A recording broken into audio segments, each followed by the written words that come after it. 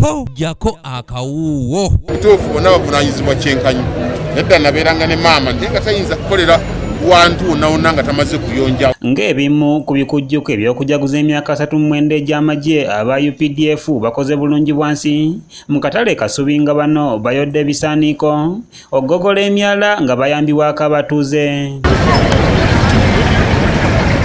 Tulaga abantu nti enkolagana y'amagye n'abantu fena tuli muntu omu fena tuli bantu balya mmere tuteeka waliwo enkola egamba nti tulina kubeera nti n'omulanga mu uniform kitegeeza abatayinaki naye bagenda ne bakola ebintu ebitali sitedegawo bitegeera ne batta abantu mu nsobi ate mwana zakindaze obwagazi nange senga nsobola okuddamu ero ddiyo mwana. Abatuuze bavumiridde abakulembeze baabwe okwesuulira egwa Nagamba mu kuyola kasasiro. Baateekanga wano nga kasasiro akoma wano waggulu nga tumukolerako nga n'envunyu zitutambula ku magulu.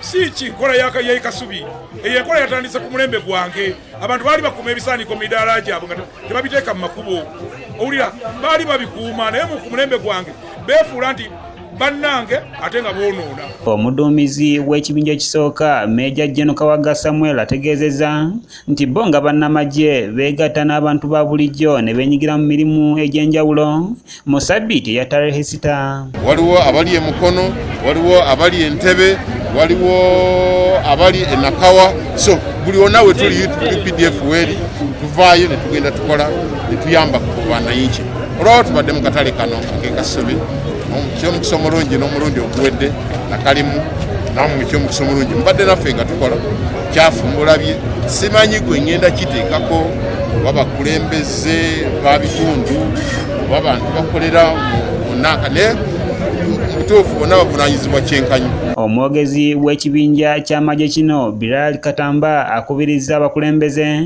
okusala empenda ez'okumalawo kasasiro mu bantu. Ebintu kirina okusoomoozebwa nga local government ne maka gaffe engeri gyetukwatamu kasasiro tetulina nkola nnungamu emanenyiga kasasiro ono so nsuubira nti abakulembeze baffe naddala ba technical people ne leadership, political leadership local level, local government level beetaaga okujjawo ne plan enkuukuutivu engeri tugenda okumalawo ebisasiro bino. Ye omubaka wa pulezidenti mu ggombolola y'e Rubaga Kabunga Daniel Sentamu ategeezezza nti amagye okujja mu bantu babangawo nkolagana wakati w'amagye n'abantu ba bulijjo. Okugeza kolera asobola okuvaayo n'abeera nti nasobola okukwata ekitundu kyaffe naye ffe tugezaako okulaba nti nno mu Lubaga kya mukisa mulungi twasemba okuwulira ku kigambo kolera mu kabowa tokola kati tufaayo okulaba nti abantu baffe era on a daily basis ntera nnyo okukubira atwala ekitundu kino eky'omulubaga yakwata tenda